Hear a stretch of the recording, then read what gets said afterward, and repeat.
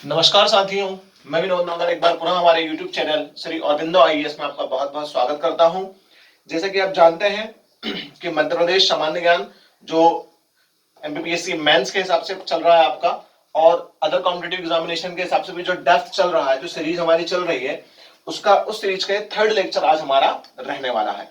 इसके पहले के दो लेक्चर्स में मैंने आपको मध्य प्रदेश के विभिन्न पर्यटन स्थलों पर एक गहरा प्रकाश डालने की कोशिश की है, जिसमें हमने कहीं ना कहीं खजुराहो के बारे में वर्णन कर लिया है और खजुराहो के बारे में थोड़ी बहुत ही चीजें हमारी बची हुई हैं। ठीक, और जो चीजें बची हुई हैं उनको हमें शॉर्ट में ही समझना है, क्योंकि उन चीजों का बहुत ज्यादा आपको जो इंट्रोडक्शन, मतलब जो बहुत ज्यादा आपको मतलब हम कह सकते हैं एक्सप्लेनेशन है, वो नहीं समझना है। ठीक है, तो देखिए, जो चीजें मैंने पहले आपको समझा दी हैं, उन्हीं चीजों का बेस पर हम आगे बढ़ते हैं।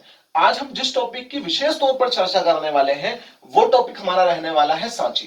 ठीक, क्योंकि मध्य प्रदेश में यूनेस्को की विश्व विरासत स्थल जो है वो हमारे चल रहे हैं, और उन विश्व विरासत स्थलों में मैंने आपको खजुराहो का वर्णन काफी ज्यादा समझाया है। उसके बाद आता है सांची, उसके बाद आता है भीमबेटका।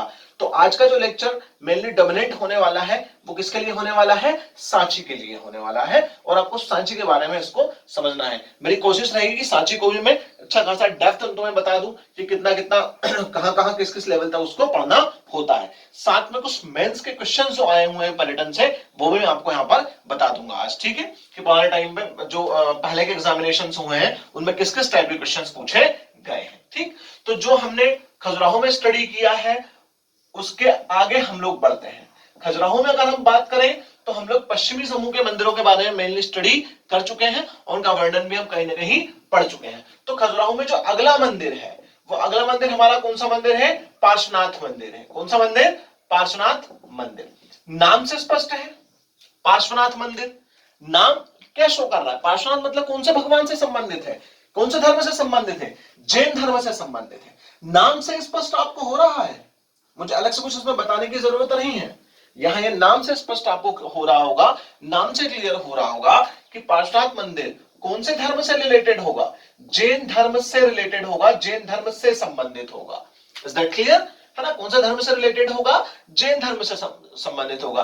पार्श्वनाथ मंदिर जो खजुराहो में है, सबसे इंपॉर्टेंट, इसका निर्माण का श्रेय किसको जाता है? तो इसका निर्माण का श्रेय जाता है राजा धंग को, जो कौन से वंश से रिलेटेड है? चंदेल वंश।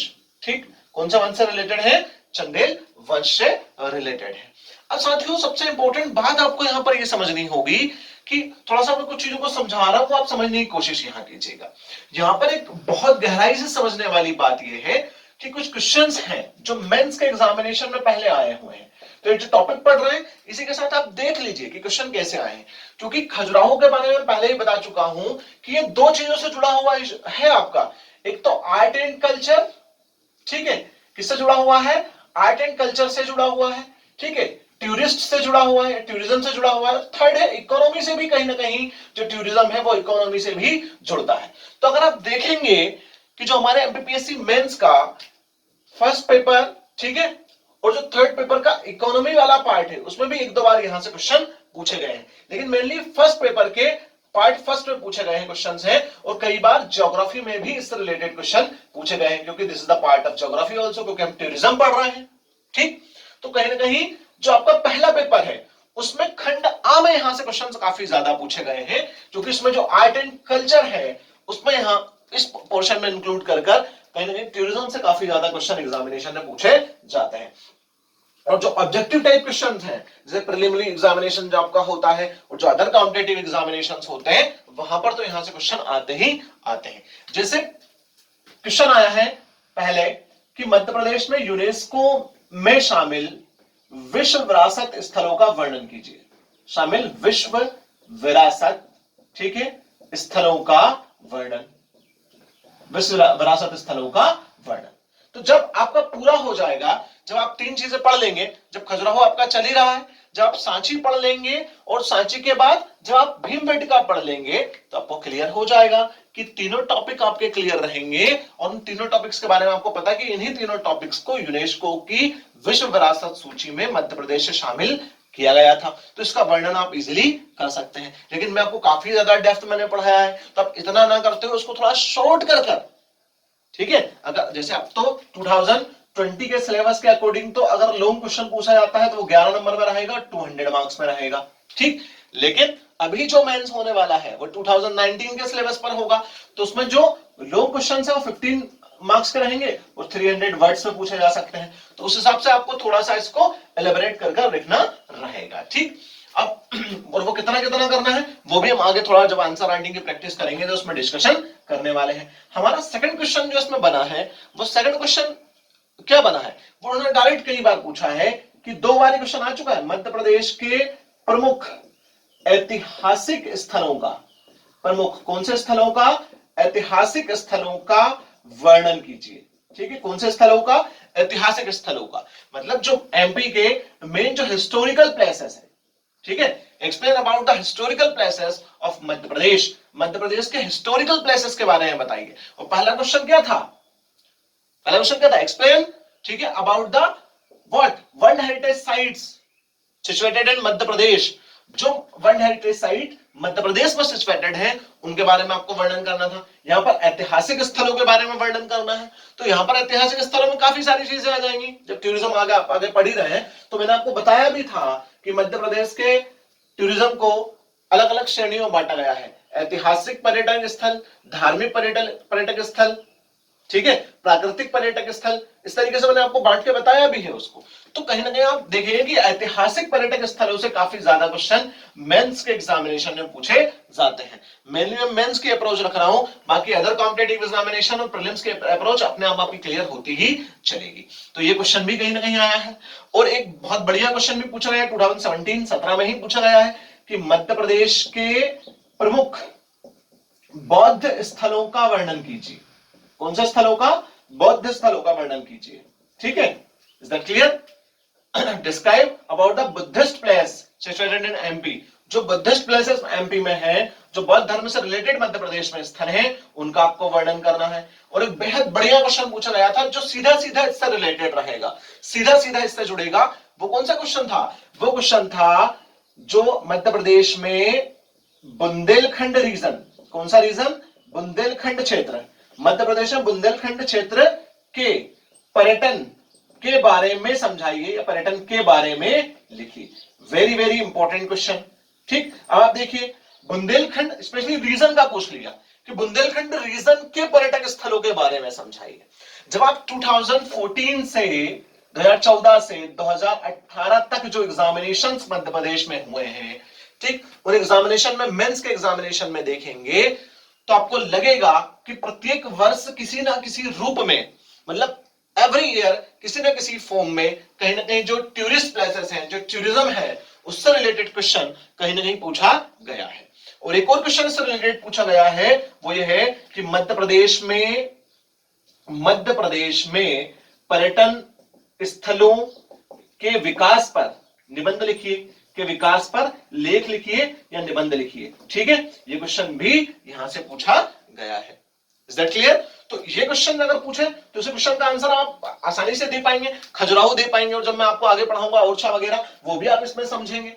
मतलब अब आपको क्या ध्यान रखना है, अगर आपको रीजन ध्यान है कि बुंदेलखंड में कौन कौन से पर्यटन क्षेत्र आते हैं तो इसके बारे में आप लिख सकते हैं। हालांकि मैंने इसको बहुत ज्यादा पढ़ाया नहीं है, हमारे पूरी पर्यटन की सीरीज कंप्लीट नहीं हुई है। जब वो सीरीज कंप्लीट होगी तो मैं इनके क्वेश्चंस के आंसर्स आपको लास्ट के लेक्चर में लिखना जरूर सिखाऊंगा कि इनके आंसर्स को कैसे लिख सकते हैं, प्लस और भी क्वेश्चन कैसे नए बन सकते हैं उस पर भी हम बात करने वाले हैं। लेकिन आपके दिमाग में क्वेश्चंस रहे, मैंने पहले आपको बता दिया अब कि अब इन क्वेश्चंस को आपको दिमाग में रखकर चलना है कि कैसे कैसे हमें चीजों को पढ़ना है। जैसे मैं सांची पढ़ाऊंगा तो आपको बिल्कुल पता होना चाहिए कि ये क्वेश्चन पूछा गया है कि मध्य प्रदेश के प्रमुख बौद्ध स्थलों का वर्णन कीजिए। ये क्वेश्चन एग्जामिनेशन में आ चुका है।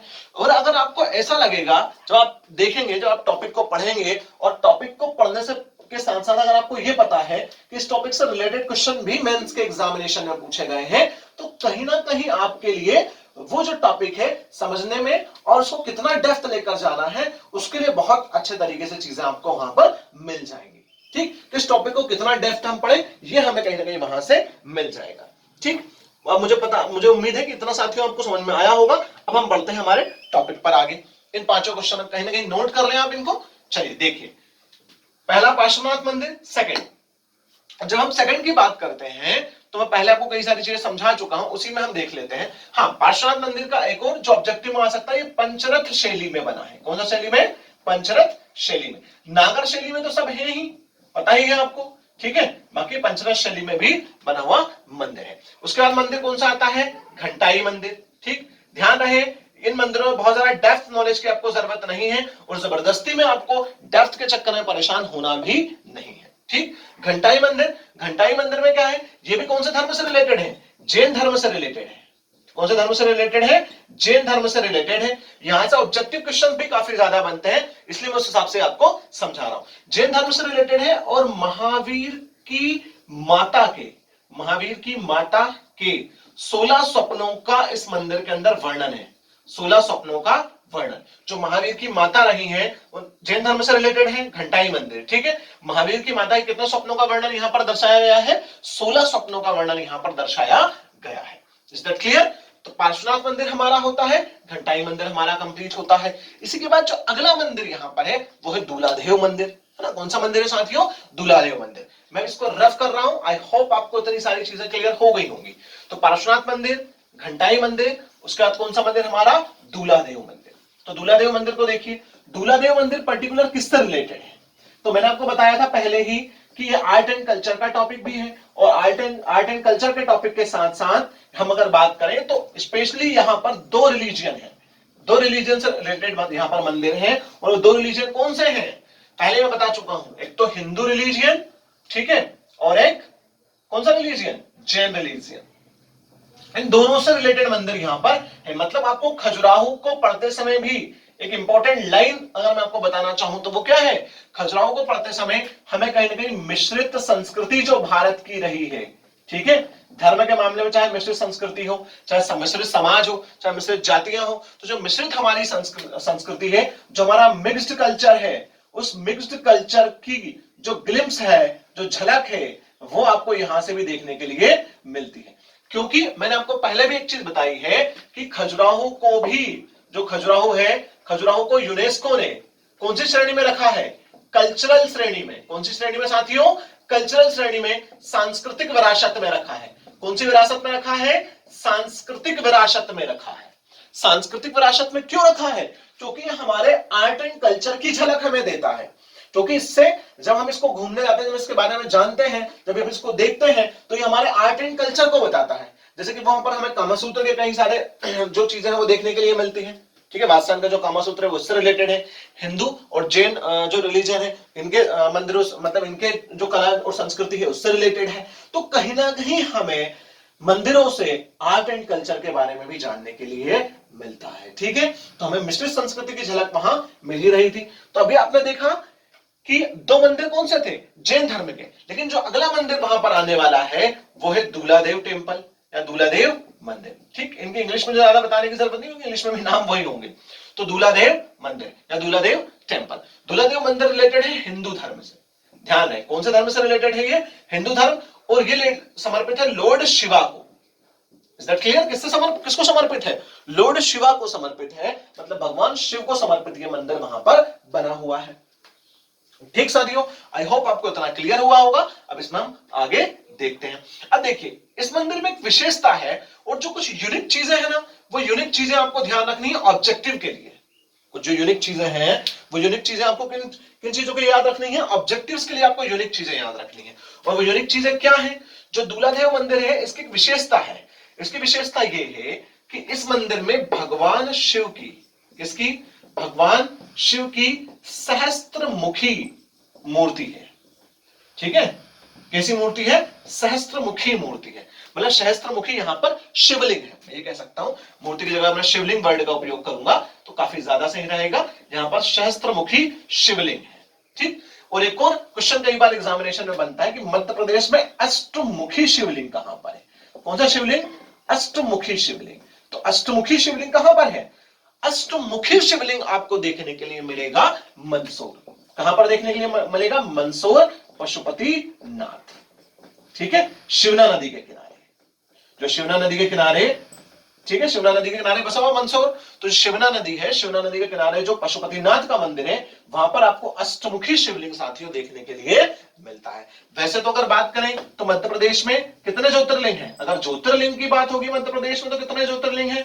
मध्य प्रदेश में 2 ज्योतिर्लिंग हैं, ओमकारेश्वर और उज्जैन। ठीक है, ये 2 ज्योतिर्लिंग मध्य प्रदेश में आपको देखने के लिए मिलेंगे। मध्य प्रदेश प्रीलिम्स में आया हुआ प्रश्न है कि मध्य प्रदेश में कितने ज्योतिर्लिंग हैं, डायरेक्ट यही क्वेश्चन पूछ लिया था इन लोगों ने। कई लोग इसमें भी कंफ्यूज थे, 2 ज्योतिर्लिंग हैं, कई लोगों ने तो 12 ही ज्योतिर्लिंग लगा दिए हैं। ये भी रहता है क्योंकि कई लोग एक्स्ट्रा ऑर्डिनरी पढ़ने के लिए पैदा होते हैं। बहुत सारे लोग ऐसे होते हैं जो कहीं ना कहीं उनको लगता है कि मैं क्या बोलूं, कुछ नहीं बोलना चाहूंगा उस मुद्दे पर मैं। चलिए आगे बढ़ते हैं इसमें। तो अष्टमुखी शिवलिंग, ठीक है, अष्टमुखी शिवलिंग मंदसौर। लेकिन जब हम बात करें कि खजुराहो में किस मंदिर में सहस्त्रमुखी शिवलिंग हमें देखने के लिए मिलता है, तो वो कौन सा मंदिर है साथियों? दूलादेव मंदिर है। Is that clear? चलिए, कहीं ना कहीं मेन मंदिर हमारे खजुराहो के कंप्लीट होने की कगार पर है। और एक और लास्ट मंदिर इसमें जो बचा है, जिसके बारे में आपको थोड़ी सी जानकारी होना चाहिए, वो हमारा है चतुर्भुज मंदिर। कौन सा मंदिर? चतुर्भुज मंदिर। चतुर्भुज मंदिर नाम से स्पष्ट है, चतुर्भुज, 4 आर्म्स। ठीक है, चतुर्भुज मतलब 4 arms. It is related with Lord Vishnu. किससे रिलेटेड होगा? लॉर्ड विष्णु से रिलेटेड होगा। लॉर्ड विष्णु मतलब हिंदू टेंपल। कौन सा टेंपल है? Hindu temple.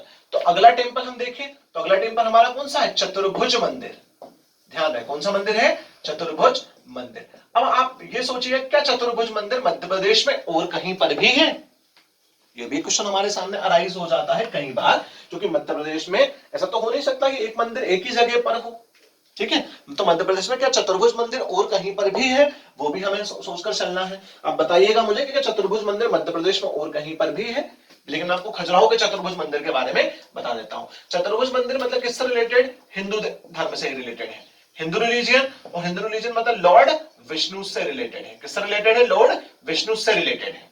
Is that clear? चतुर्भुज मतलब 4 आर्म्स है ना। कितने आर्म्स होंगे? 4 आर्म्स होंगे चतुर्भुज का मतलब। ठीक, इस मंदिर का निर्माण करवाने का श्रेय जाता है यशोवर्मन को। किसको जाता है? यशोवर्मन ने इसका निर्माण करवाया था। जो निर्माण का श्रेय है वो किसको दे रहे हैं हम? यशोवर्मन को देते हैं।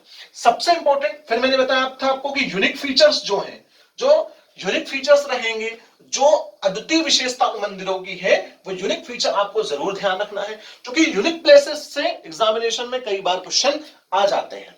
और अब तो क्या है, 2020 के सिलेबस के अनुसार जो 3 मार्कर्स हैं उनमें काफी कम वर्ड्स में लिखने के लिए आएगा। सिर्फ 1 से 2 लाइन, ज्यादा 1 लाइन में ही उनको कंप्लीट करना है। ठीक है, मिनिमम 10 वर्ड्स में उन्होंने कर दिया है। तो कहेंगे इसको अगर हम देखें तो कई बार फिर तो सीधे सीधे क्वेश्चन पूछेगा ना, फैक्चुअल कंटेंट, कि चतुर्भुज मंदिर जो है उस पर टिप्पणी लिख दीजिए। तो इतना सा लिखकर खत्म हो जाइए आप। जबरदस्ती आपको ज्यादा समझदार बनने की जरूरत भी वहां पर नहीं है बेवजह। जितना पूछे आपसे एग्जामिनेशन में उतना ही करना है। कई लोगों का क्वेश्चन रहता है, देखिए कई सारे लोग मेंस की आंसर राइटिंग में बड़े कंफ्यूज और बड़े ही दिक्कत उनको भरा काम लगता है। मेरा मानना यह है कि मेंस की आंसर राइटिंग तब अच्छे से हो सकती है जब आपके माइंड में कंटेंट बहुत अच्छे से फिट हो। ठीक है, आप कंटेंट पर फोकस कीजिए, आपके माइंड में अच्छा कंटेंट रखिए, लाइन बाय लाइन कंटेंट दिमाग में होना चाहिए। कंटेंट दिमाग में है तो भाषा का ज्ञान तो आपको अब तक हो ही गया होगा, और भाषा महज अभिव्यक्ति का माध्यम है, चाहे हिंदी मीडियम से चाहे इंग्लिश मीडियम से। लेकिन कंटेंट अगर आपके दिमाग में अच्छा है और आपके दिमाग में अगर चीजें सही हैं, तो कहीं ना कहीं आप उसको कॉपी पर आसानी से, मतलब कॉपी उसकी आसानी से कर देंगे, उसको अपने आंसर राइटिंग में आसानी से उतार देंगे। ये बिल्कुल सही सत्य है। ठीक है, इसलिए मेनली आपको कंटेंट पर फोकस करना है, कंटेंट आपके दिमाग में सही रहे। तो यूनिक फीचर यहां पर क्या है? यहां पर जो यूनिक फीचर इसका ये है कि यहां पर लेक ऑफ इरोटिक स्कल्पचर देखने के लिए मिलेगा। लैक ऑफ इरोटिक स्कल्पचर, मतलब जो इरोटिक स्कल्पचर मैंने आपको बताया था, जो किससे रिलेटेड था? कामसूत्र से रिलेटेड था। ठीक है, वात्स्यायन के कामसूत्र से रिलेटेड रहा है। इससे रिलेटेड जो आकृतियां और जो रचनाएं यहां पर हैं, वो कहीं ना कहीं आपको लैक होंगी, कमी देखने के लिए मिलेगी। मतलब चतुर्भुज मंदिर ऐसा है जिसमें कहीं ना कहीं कामसूत्र से रिलेटेड जो स्कल्पचर है वो काफी कम हमें देखने के लिए मिलता है। बाकी मंदिरों में, खजुराहो में काफी ज्यादा है, लेकिन चतुर्भुज मंदिर में थोड़ा कम हमें देखने के लिए मिलता है। Is that clear? अब देखिए अब आप ध्यान रखिएगा, पहली इंपॉर्टेंट बात, खजुराहो ऑलमोस्ट यहां आकर कंप्लीट होता है। अब मैं आपको फिर से रिपीट कर दे रहा हूं, प्रीलिम्स में कई सारे क्वेश्चंस खजुराहो से पूछे गए हैं और मेंस के एग्जामिनेशन में जैसे आपने देखा कि क्वेश्चन बना था कि बुंदेलखंड के, ठीक है, पर्यटन स्थलों के बारे में समझाइए। तो बुंदेलखंड मतलब खजुराहो कौन से जिले में आता है? छतरपुर जिले में आता है, मतलब बुंदेलखंड में आता है, मतलब खजुराहो बुंदेलखंड का एक बहुत ही इंपॉर्टेंट पर्यटन स्थल हो जाता है। साथ में मध्य प्रदेश का तो है ही, साथ में फिर मेंस के एग्जामिनेशन में यहां से क्वेश्चन पूछा गया कि यूनेस्को की विश्व विरासत स्थल में जो मध्य प्रदेश के स्थल हैं उनके बारे में वर्णन कीजिए, उनके बारे में समझाइए। तो खजुराहो यूनेस्को में भी आता है। और प्रीलिम्स में कई तरह के क्वेश्चन पूछे गए हैं कि निम्न में से कौन सा मंदिर खजुराहो में स्थित नहीं है, निम्न में से कौन से मंदिर खजुराहो में है। Is that clear? आई बात समझ में? स्थान से ही पूछ लेते हैं वो। अरे ये मेरी बात समझ में? तो आपको ध्यान रहे कि कौन कौन से मंदिर खजुराहो में स्थित है, उनका वर्णन क्या है। अब डबल से मुझे टाइम वेस्ट करने की जरूरत नहीं है। अगर आपने पूरा पहले वाली चीजों को नहीं देखा है तो आप मेरे दो जो पहले वाले वीडियोस डले हैं इससे, वो दोनों वीडियो आप अच्छे तरीके से देख लीजिए, उसके बाद आप इस वीडियो को देखें तो आपको चीजें ज्यादा अच्छे तरीके से और क्लियर हो जाएंगी। ठीक, चलिए अब हमारा सेकंड जो विश्व विरासत स्थल है मध्य प्रदेश का, वो कौन सा साथियों? सेकंड हमारा विश्व विरासत स्थल मध्य प्रदेश का है वो है Sanchi. Very very important and very interesting. बहुत मेरे ख्याल से बहुत मजा आने वाला है इसको आपको पढ़ने में, सांची के बारे में जानने में बिल्कुल आपको उत्सुकता होनी चाहिए क्या क्या वहां पर चीजें हैं। ठीक, खैर अभी तो घूमने जा नहीं सकते बिकॉज ऑफ कोविड-19। कोविड-19 के एरा में हम निकल नहीं पाएंगे, है ना, लेकिन फालतू का एडवेंचर भी ना करें, बेवजह का ज्यादा निकलने की कोशिश भी ना करें, क्योंकि कई लोगों के दिमाग में बहुत सारी चीजें चल रही है। मैंने कई लोगों को कहते हुए सुना है, कुछ स्टूडेंट्स जो हैं जो ऑफलाइन में मेरे पास पढ़ने आते थे, उनके मेरे पास मैसेजेस आए, कुछ ने मुझसे बात भी की कि सर कहीं जा सकते हैं क्या, ऐसा वैसा बहुत सारी चीजें हैं। तो कई सारे स्टूडेंट्स, बहुत सारे लोगों को, जो स्टूडेंट्स के अलावा जो लोगों से मैं बात कर रहा हूँ, जो यंग लोग काफी हैं, ठीक है, उन यंग लोगों में जबरदस्ती का जुनून है, कह रहे हमें कुछ नहीं होने वाला है। तो इस मुगालते में आप बिल्कुल मत रहिएगा। हाथ से किसी भी उम्र में और किसी के साथ भी हो सकते हैं, है ना, ये बात आपको अच्छे से ध्यान है, मेरी लाइन तो सुन लीजिए आप। हाथ से कभी भी और किसी भी उम्र में, ठीक है, किसी के भी साथ हो सकते हैं। Is that clear?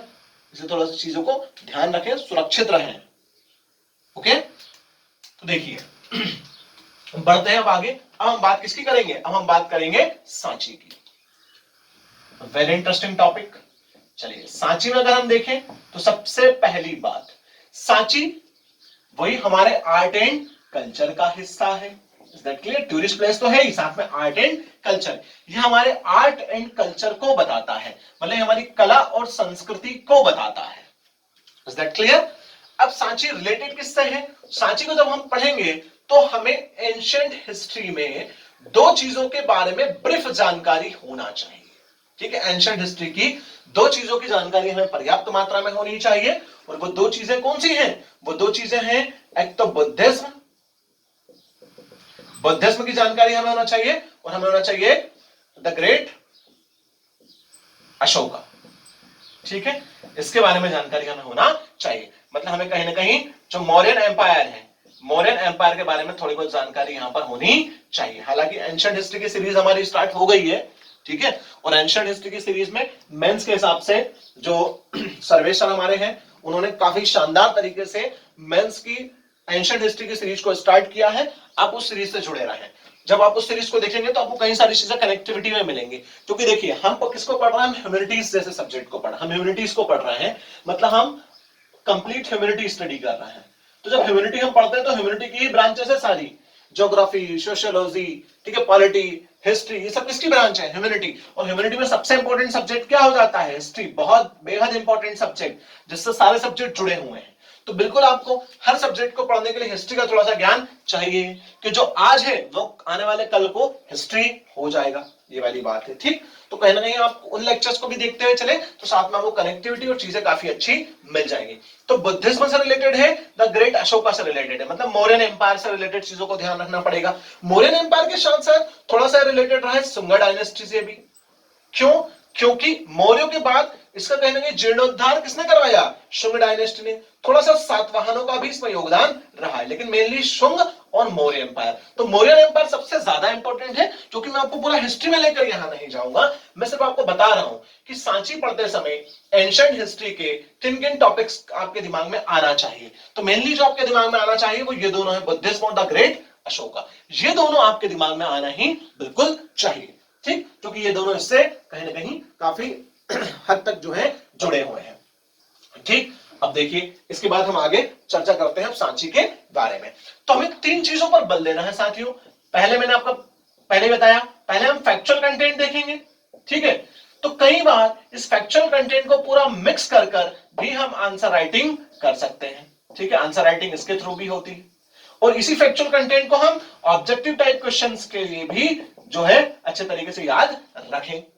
क्लियर? दोनों में हेल्प करेगा, आंसर राइटिंग में भी हेल्प करेगा और ऑब्जेक्टिव टाइम में भी हेल्प करेगा, क्योंकि फैक्चुअल कंटेंट जो है वो फैक्चुअल कंटेंट आपको क्रम में आपको आपकी एक सीरीज पूरी बनाने में कहीं ना कहीं मदद करता है। तो पहले हम इसके फैक्चुअल कंटेंट्स ध्यान रखने हैं कि कौन कौन सी चीजें यहां पर कैसे कैसे हैं, हम वो थोड़ा सा देख लेते हैं। तो देखिए इतनी चीजें आई होप आपको क्लियर हुई होंगी। अब इसके बारे में कुछ फैक्ट्स हम देखते हैं। सबसे पहली बात कि कौन से स्टेट में है, मध्य प्रदेश में है। ऑब्वियसली मध्य प्रदेश के टूरिज्म पढ़ रहे हैं तो मध्य प्रदेश में ही है, भोपाल से काफी करीब है ना। जो हमारा सिटी ऑफ लेक है भोपाल उससे काफी ज्यादा करीब है, ठीक है ना।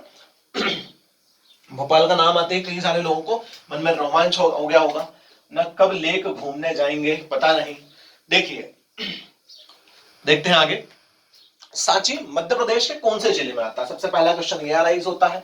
तो सांची मध्य प्रदेश के रायसेन जिले में आता है। कौन से जिले में आता है साथियों? रायसेन जिले में आता है।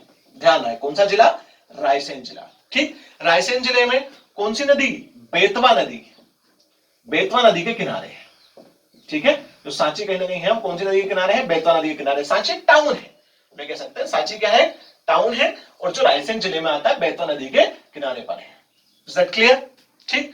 नेक्स्ट इंपॉर्टेंट बात इसमें यह है कि जो सांची है, सांची मध्य प्रदेश का एक हिस्टोरिकल प्लेस है। कैसा प्लेस है? हिस्टोरिकल प्लेस है, मतलब ऐतिहासिक स्थल है। और ऐतिहासिक स्थल के साथ साथ ये जो है मध्य प्रदेश का विश्व विरासत स्थल भी है। कौन सा स्थल है? विश्व विरासत स्थल, मतलब ये मध्य प्रदेश में वर्ल्ड हेरिटेज साइट भी है। मतलब मध्य प्रदेश में जो वर्ल्ड हेरिटेज साइट में जो हिस्टोरिकल प्लेसेस में 3 वर्ल्ड हेरिटेज साइट है उसमें सांची भी इंक्लूडेड है। तो वर्ल्ड हेरिटेज साइट किसका? यूनेस्को का। यूनेस्को का वर्ल्ड हेरिटेज साइट है। और यूनेस्को के बारे में तो मैं आपको काफी चीजें बता चुका हूं, ठीक है। United Nations Educational Scientific and Cultural Organization, जिसका मुख्यालय कहां पर है? पेरिस में है, ये मैं आपको बता चुका हूं, जिसकी स्थापना 1945 में हुई थी। यूनाइटेड नेशंस की स्थापना के बाद में हुई थी। यूनाइटेड नेशन की स्थापना कब हुई थी? 24 अक्टूबर 1945, 24 अक्टूबर 1945। उसके बाद स्थापना हुई थी किसकी? यूनेस्को की। यूनेस्को मतलब हम कह सकते हैं यूनाइटेड नेशंस की कहीं ना कहीं एक पार्ट, एक ब्रांच है, क्योंकि यूनाइटेड नेशंस लगा हुआ है आगे। तो 16 नवंबर 1945 को इसकी स्थापना हुई, ठीक। और मैं पहले ही बता चुका हूं कि मध्य प्रदेश से कितने स्थल शामिल हैं? 3 स्थल। इन भारत से लगभग 38 स्थल शामिल हैं। और इन 38 स्थलों के साथ भारत 6ठे नंबर पर है। और यूनेस्को में नंबर 1 पर कौन है? China and Italy. पहले ही बता चुका हूं ये दोनों यूनेस्को में नंबर 1 पर है। लगभग 55-56 के आसपास इनसे जो स्थल है वो यूनेस्को में शामिल है। Is that clear? और यूनेस्को में भारत से सबसे पहले किसको? अजंता एलोरा केव्स, इनको शामिल किया गया था 1983 में। तो 1983 में इनको, 1996 खजुराहो। और सांची की अगर बात होगी तो सांची 1989 में, सन 1989 में, ध्यान रहे 1989। Is that clear? 1989 में, 1989 में सांची को मध्य प्रदेश से यूनेस्को की वर्ल्ड हेरिटेज साइट में शामिल किया गया था। अब एक और क्वेश्चन आपके लिए माइंड में ये अराइज होता है कि वर्ल्ड हेरिटेज साइट में इसे किस फॉर्म में, मतलब किस श्रेणी में रखा गया है, कौन सी कैटेगरी में रखा गया है? तो यूनेस्को ने सांची को जो कैटेगरी दी है वो कैटेगरी है कल्चरल, ठीक। कौन सी कैटेगरी में रखा गया है? कल्चरल कैटेगरी में रखा गया है। क्योंकि देखिए फुल फॉर्म क्या है? United Nations Educational Scientific and Cultural Organization, मतलब कल्चरल। और कल्चरल किससे जुड़ी हुई है? हिस्ट्री। अब आप बोलेंगे सर ये तो हिस्टोरिकल प्लेसेस है। मैं बार बार आपको एक चीज रिपीट कर रहा हूं कि हिस्टोरिकल प्लेसेस होने के साथ साथ जो हिस्टोरिकल प्लेसेस हमारे होते हैं वो हमारे आर्ट एंड कल्चर को ही कहीं ना कहीं बताते हैं। तो इसे कैटेगरी जो दी गई है वो कौन सी कैटेगरी दी गई है? कल्चरल कैटेगरी दी गई है। Is that clear? तो सांची के बारे में हम कुछ फैक्ट्स पर चर्चा कर रहे हैं। अब अगला फैक्ट हम बात करें, रायसेन जिला बेतवा नदी हिस्टोरिकल प्लेस है, विश्व विरासत स्थल है, 1999 में वर्ल्ड हेरिटेज सूची में इसको शामिल किया गया है। ठीक है, कौन से धर्म से रिलेटेड है? बौद्ध धर्म से रिलेटेड है। ठीक है, तो बिल्कुल पता है आपको कौन से धर्म से रिलेटेड है, बौद्ध धर्म से रिलेटेड है। और सबसे इंपॉर्टेंट चीज है बौद्ध धर्म से रिलेटेड है, इसीलिए सन 2012 में सांची में, ठीक है, सांची में बौद्ध यूनिवर्सिटी, इज दैट क्लियर? कौन सी यूनिवर्सिटी की हम बात कर रहे हैं? बौद्ध जो विश्वविद्यालय है उसकी स्थापना हुई थी 2012 में। ध्यान रखिएगा 2012 सांची में किसकी स्थापना हुई है? बौद्ध यूनिवर्सिटी की स्थापना हुई है। ठीक है, मतलब बौद्ध विश्वविद्यालय की स्थापना सांची में 2012 में की गई है, मध्य प्रदेश के सांची में। ये ऑब्जेक्टिव टाइप क्वेश्चंस में आ सकता है। अब आप देखिए कुछ चीजें ऐसी जिनको आपको एलिब्रेट कर कर समझना है, और एलिब्रेट कर कर कैसे समझना है। सबसे पहली इंपॉर्टेंट चीज ये है, जो दो चीजें मैं आपको एलिब्रेट कर कर समझाने वाला हूं, वो ये है इसका आर्किटेक्चर। ठीक है, उसको हम एलिब्रेट कर कर समझेंगे, और आर्किटेक्चर के साथ साथ सम्राट अशोक के जो हिस्ट्री से रिलेटेड चीजें इसमें हैं, वो भी हम कहीं ना कहीं थोड़ा एलिब्रेट कर कर समझेंगे। लेकिन उसके पहले मैं कुछ और चीजें आपको बता दूं, सांची के जो अन्य नाम है वो भी मैं आपको बता दूं। ठीक है, इतना फैक्ट्स आप ध्यान रखिएगा, और कुछ अन्य नाम जो सांची के हैं वो भी आप सुन लीजिए कि सांची के अन्य नाम कौन कौन से रहे हैं। ठीक है, कौन कौन से नामों को सांची को कौन कौन से नामों के थ्रू भी जाना गया है, और प्राचीन में इसके कौन कौन से नाम काफी प्रचलित रहे हैं। ठीक है, तो देखिए प्रचलित नामों में इसका रहा है एक तो वैदिसगिरी। कौन सा गिरी? वैदिसगिरी। उसके बाद चैत्यागिरी। ठीक है, वैदिसगिरी चैत्यागिरी, दो नाम है ना, वैदिसगिरी चैत्यागिरी। ठीक है, काकनाथ, काकनाथ नॉट कड़कनाथ, है ना, कड़कनाथ की बात नहीं हो रही, किसकी बात हो रही है? काकनाथ की बात हो रही है। कड़कनाथ तो मुर्गा है ना, और कड़कनाथ आपको पता ही अपने आप में काफी ज्यादा एंटीबॉडीज वगैरह होती है उसमें। ठीक है, काकड़ाएं, ये भी इसका एक नाम है। काकड़ा ढबोट, ये भी इसका एक नाम है। कितना नाम हुआ? 5 नाम, काकड़ा ढबोट। ठीक है, और एक और वेरी फेमस वोटश्री पर्वत। कौन सा पर्वत है? वोटश्री पर्वत। Is that clear?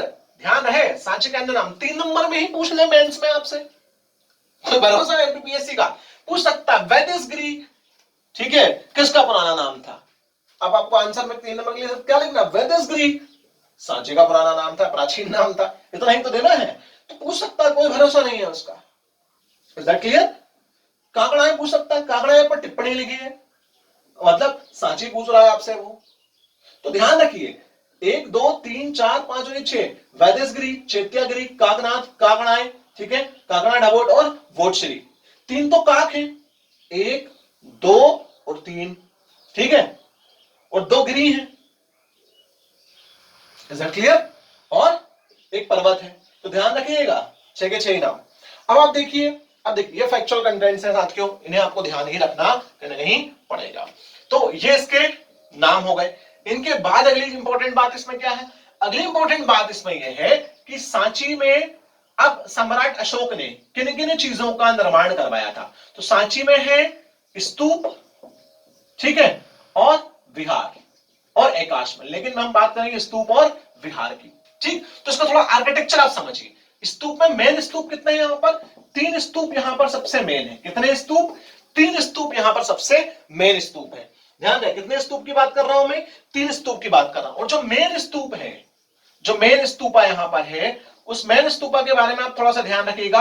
उस मेन स्तूपा की हाइट कितनी है और उसकी डायमीटर कितनी है? तो उसकी जो हाइट है, ठीक है, वो हाइट उसकी है 16.6 मीटर के लगभग। कितनी है? 16.6 मीटर, 16.46 मीटर के आसपास है वैसे, 16.46 मीटर। और डायमीटर की बात करेंगे तो उसका डायमीटर कितना है? डायमीटर है 36.36 के आसपास, 36 मीटर के आसपास, ठीक है, या 36.6 डायरेक्ट में कर दूं, ये और अच्छा आंकड़ा हो जाएगा। ठीक है, तो हाइट 16.46 मीटर और डायमीटर कितनी है? 36.6 मीटर मेन स्तूप की। तो यहां पर स्तूप है और यहां पर क्या है? विहार है। जब वहां पर घूमने जाएंगे तो आपको वहां पर मिलेगा, वहां पर आपको स्तूप भी दिखाई देंगे और स्तूप के साथ साथ वहां पर आपको विहार भी दिखाई देंगे। ठीक है, और जब वोटश्री पर्वत क्यों कहते हैं? क्योंकि पर्वत वहां पर आपको बिल्कुल दिखाई देगा, और जब आप वहां पर जाएंगे तो आपको लगेगा कि यहां पर पर्वत था।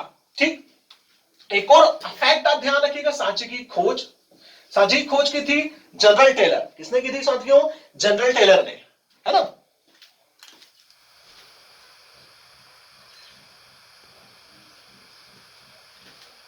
Sorry for the disturbance. चलिए देखिए, सांची की खोज मैंने बता दिया आपको किसने की, जनरल टेलर। खोज सांची की जो की किसने की है? जनरल टेलर ने की है। और जनरल टेलर ने सांची की खोज की है 1818 में। कब की थी साथियों? 1818 में जनरल टेलर ने सांची की खोज की थी। ठीक, ये मेन फैक्ट्स इसके बारे में है। अब एक और अगली इंपॉर्टेंट बात, सांची में जो स्तूपा है उनके अंदर क्या है? उन स्तूप्स के अंदर है अस्थियां। उन स्तूप्स के अंदर क्या है? अस्थियां। और वो अस्थियां किसकी हैं? सबसे इंपॉर्टेंट बात ये है। तो सांची के अंदर जो स्तूप है, उन स्तूपास के अंदर अस्थियां हैं, और वो अस्थियां हैं किसकी? वो अस्थियां आपको मिलेंगी भगवान बुद्ध के शिष्य। ठीक है, बुद्ध के शिष्य कौन? शारिपुत्र एवं महामोदग्लायन। शारिपुत्र, ठीक है, शारिपुत्रा एंड जो महामोदग्लायन है, महामोद, ठीक है, महामोदग्लायन। तो सारिपुत्र एंड महामोदग्लायन, इनकी कहीं ना कहीं आपको अस्थियां वहां पर देखने के लिए मिलती है। ध्यान रखिएगा, 3 नंबर में पूछ सकता है, ऑब्जेक्टिव में भी पूछ सकता है कि सांची में किसकी अस्थियां हैं? तो भगवान जो बुद्ध थे उनके शिष्य शारिपुत्र और महामोदग्लायन। ठीक, अब थोड़ा सा सांची का आर्किटेक्चर देखिए कि सांची का आर्किटेक्चर कैसा है ना, उसको हम थोड़ा सा समझते हैं। थोड़ा सा डिस्क्रिप्शन में हम यहां देख लेते हैं। सांची का जो आर्किटेक्चर है वो आर्किटेक्चर कैसा? सांची का आर्किटेक्चर है बुद्धिस्ट आर्किटेक्चर। कैसा आर्किटेक्चर है? Buddhist architecture. और बुद्धिस्ट आर्किटेक्चर में किस टाइप का आर्किटेक्चर है? तो यहां पर टाइप अगर आप बात करेंगे तो यहां पर टाइप है स्तूपा, ठीक है, and surrounding buildings. Stupa and surrounding buildings, very important. Stupa and surrounding buildings. अगर आर्किटेक्चर के प्रकार की बात करोगे, उसके टाइप की बात करोगे, तो स्तूप है और स्तूप के चारों ओर यहां पर क्या है? बिल्डिंग है। मतलब स्तूप बना हुआ है, स्तूप के चारों ओर यहां पर बिल्डिंग्स हैं और बुद्धिस्ट आर्किटेक्चर है। ठीक है, और ब्रिक्स से बना हुआ है, ब्रिक्स से बना हुआ है। निर्माण करवाया था सम्राट अशोक ने। किसने निर्माण करवाया? सम्राट अशोक। ठीक है, 300 BCE। ऐसा कहा जाता है कि उनकी जो ससुराल थी वो कहां थी सम्राट अशोक की? विदिशा। ठीक, और अपनी पत्नी के कहने पर कहीं ना कहीं उन्होंने यहां पर बौद्ध विहारों का निर्माण और स्तूपा का निर्माण करवाया था, ऐसी कथाओं में कहा जाता है। ठीक, लेकिन मेनली अगर हम निर्माणकर्ता की बात करें तो सम्राट अशोक ने कब किया? 300 BCE के आसपास सम्राट अशोक ने सांची के स्तूपों का निर्माण किया था। Is that clear? अब आप देखिए टाइप कैसा है? Stupa surrounding buildings. और आर्किटेक्चर कैसा है? बुद्धिस्ट आर्किटेक्चर यहां पर हमें देखने के लिए मिलता है। Is that clear? इसीलिए सांची को बौद्ध जगत की पवित्र नगरी कहा जाता है। बौद्ध जगत की पवित्र नगरी, बौद्ध जगत की पवित्र नगरी, the holy place of Buddhism. ठीक है, बुद्धिज्म का होली प्लेस इसको कहा जाता है। और मध्य प्रदेश का, मध्य प्रदेश में इसे बौद्ध धर्म का तीर्थ स्थल भी कहा जाता है। मध्य प्रदेश में इसे क्या बोलते हैं? बौद्ध धर्म का तीर्थ स्थल भी बोलते हैं। Is that clear? ठीक, और एक और चीज इसी के आर्किटेक्चर में, एक और बात मैं आपको बता दूं, तोरण का कंसेप्ट मैंने आपको समझाया था। ठीक है, तोरण को मैं बोल सकता हूं शॉर्ट में ऑर्नामेंटल गेटवे। कौन सा गेटवे? Ornamental gateway. तोरण को अगर मैं बोलना चाहूंगा तो मैं क्या बोलना चाहूंगा? Ornamental gateway. जब सांची जाएंगे तो सांची में अगर आप देखेंगे तो पूरा स्तूप, ठीक है, ऐसे पूरा आपको स्तूप दिखाई देगा, पूरा ऐसा स्तूप पूरा बना हुआ लाइन पूरा। यहां पर एक गेट है, यहां पर एक गेट है, यहां पर एक गेट है, यहां पर एक गेट है। तो जो मेन गेट आपको दिखाई देंगे, उन गेटों पर अगर आप देखेंगे तो इन गेट पर आपको ये जो ऊपर पूरा लगा हुआ दिखाई देगा, ये दिखाई देगा तोरण। क्या दिखाई देगा? तोरण, ऑर्नामेंटल गेटवे। और तोरण पर विशेष आकृतियां आपको दिखाई देंगी।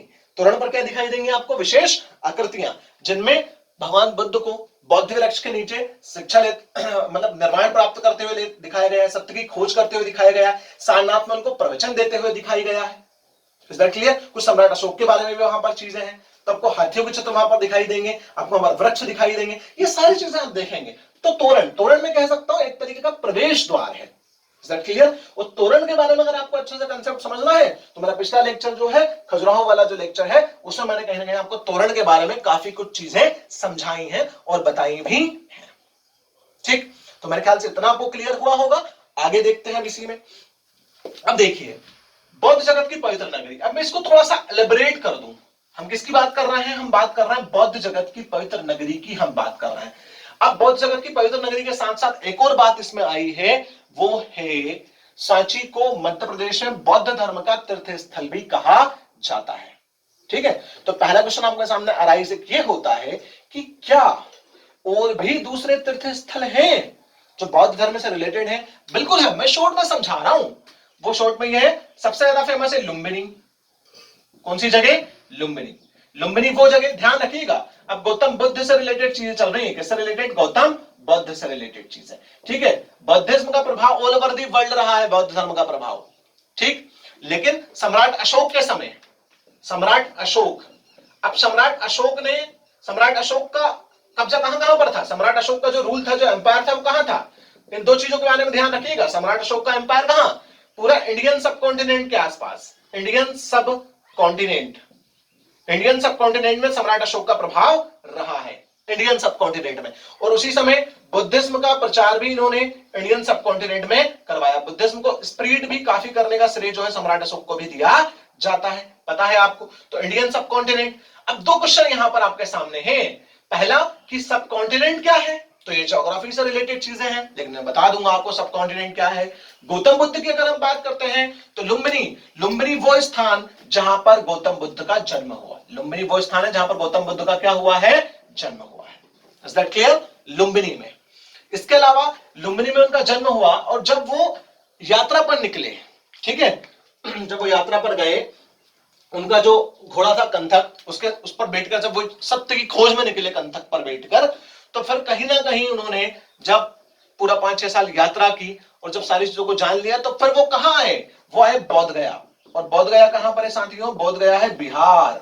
ठीक है, बोध गया बिहार। बोध गया बिहार में वो आकर बैठे बोधि वृक्ष के नीचे। कौन सा वृक्ष? बोधि वृक्ष। एक पीपल का वृक्ष है वहां पर, बोधि वृक्ष। ठीक है, इस बोधि वृक्ष के नीचे बैठकर इन्होंने निर्वाण प्राप्त किया। और बौद्ध धर्म में निर्वाण प्राप्त को क्या कहते हैं? इसको कहते हैं सत्य की खोज, मतलब इन्होंने ट्रुथ की खोज कर ली। सत्य का ज्ञान इनको यहां पर हुआ। किसका ज्ञान हुआ? सत्य का ज्ञान इनको यहां पर हुआ। Is that clear? इस बोध गया में बोधि वृक्ष के नीचे इन्हें निर्वाण प्राप्त हुआ, सत्य का ज्ञान हुआ।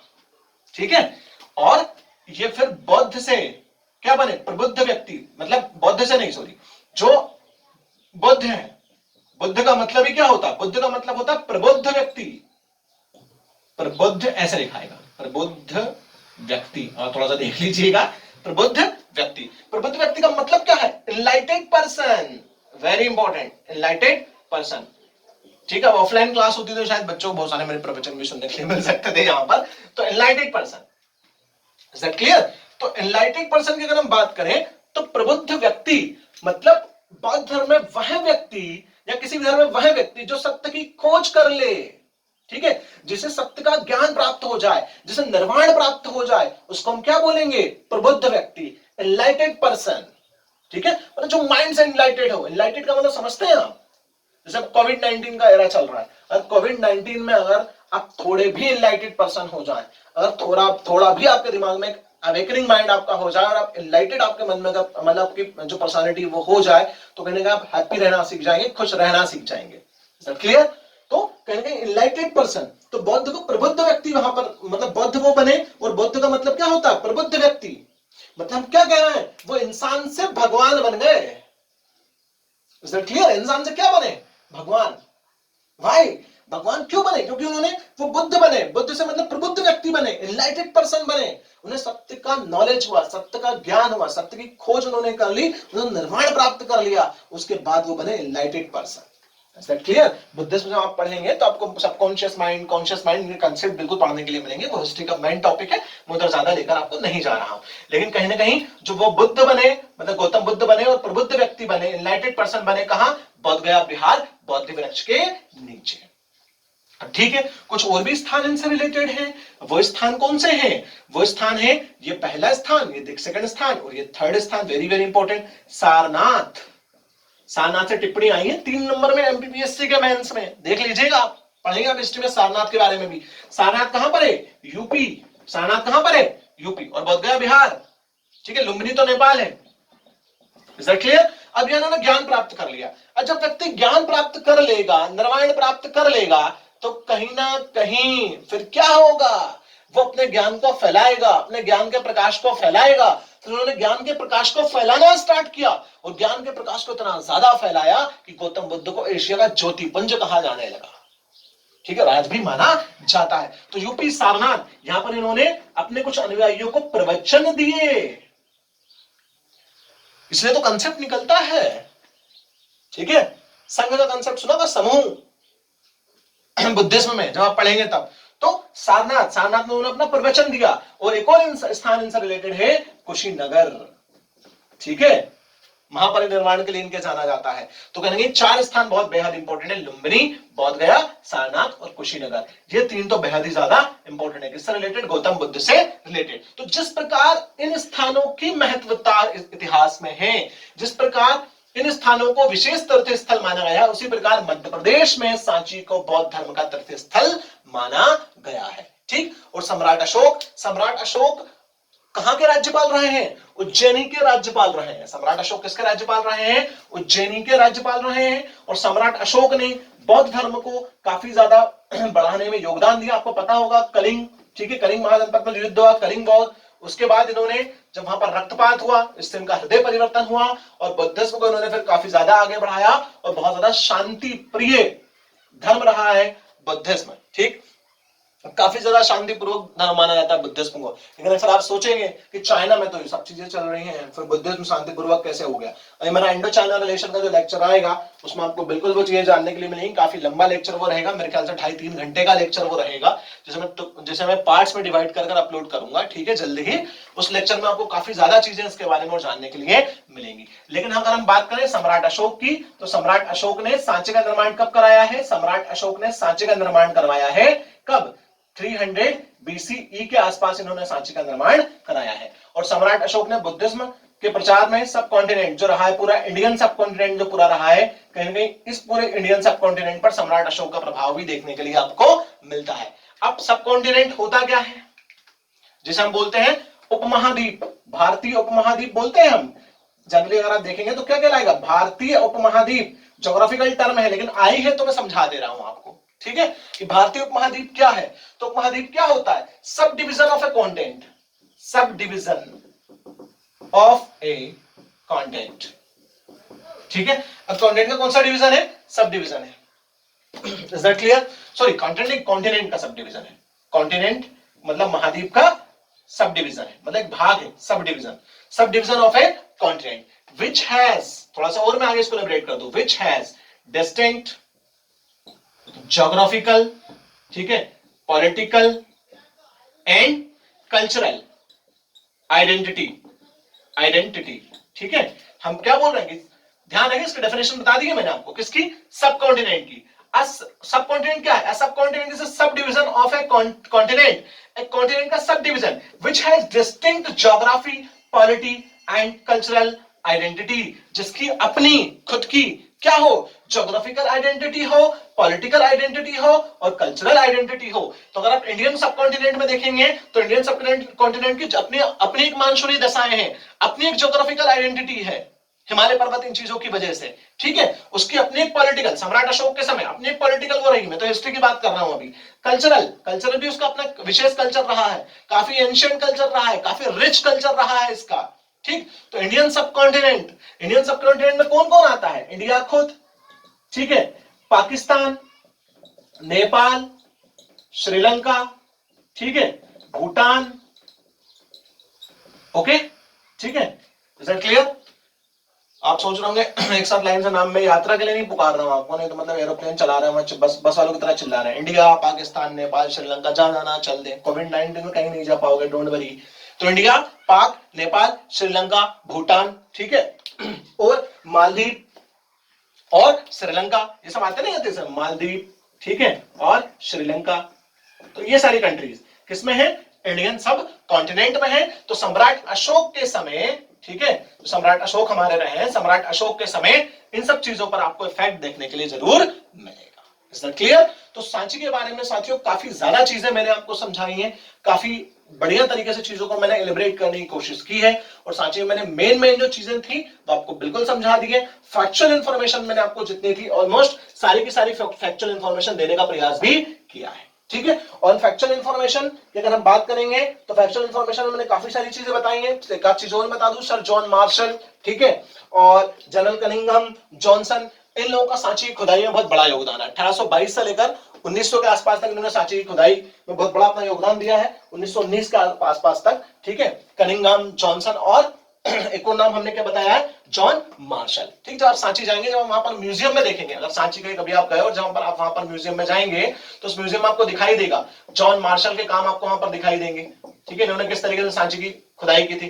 कनिंघम के काम वहां पर आपको दिखाई देंगे, इन्होंने किस तरीके से उसमें योगदान दिया। जॉनसन के काम आपको दिखाई देंगे और आपको मिलेगा कि 1820 से 1919 के बीच में किस तरीके से इन लोगों ने सांची में खुदाई के कार्य किए थे। तो ये सारी चीजें ऑलमोस्ट अब आपको कवर हो गई होंगी, ठीक है, कि बुद्धिज्म कहां तक स्प्रेड रहा है उस समय सम्राट अशोक के समय। वैसे तो ऑल ओवर दी वर्ल्ड, लेकिन मैंने मेनली सम्राट अशोक के बारे में आपको बताया है। सांची में मैंने बौद्ध जगत की पवित्र नगरी क्यों है, उसके और बुद्धिज्म से रिलेटेड कौन कौन से मेन तीर्थ स्थल हो सकते हैं उनके बारे में मैंने आपको बताया है। तो इसे कई सारी चीजों को मिक्स कर मैंने आपको पूरा लेक्चर को समझाने का प्रयास किया है, ठीक। तो इज दैट क्लियर? तो आई होप साथियों इतना आपको समझ में आया होगा और आप पूरा इस लेक्चर को कंपाइल कर लीजिएगा। अगले लेक्चर में हम भीमबेटका के साथ मिलेंगे और फैक्ट्स जरूर ध्यान रखिएगा। फैक्ट्स को एक मिनट में फिर से रिपीट कर दे रहा हूं। सांची कौन सा जिला, रायसेन नदी, बेतवा, ठीक है। Is that clear? कौन से धर्म से रिलेटेड, बौद्ध धर्म से रिलेटेड।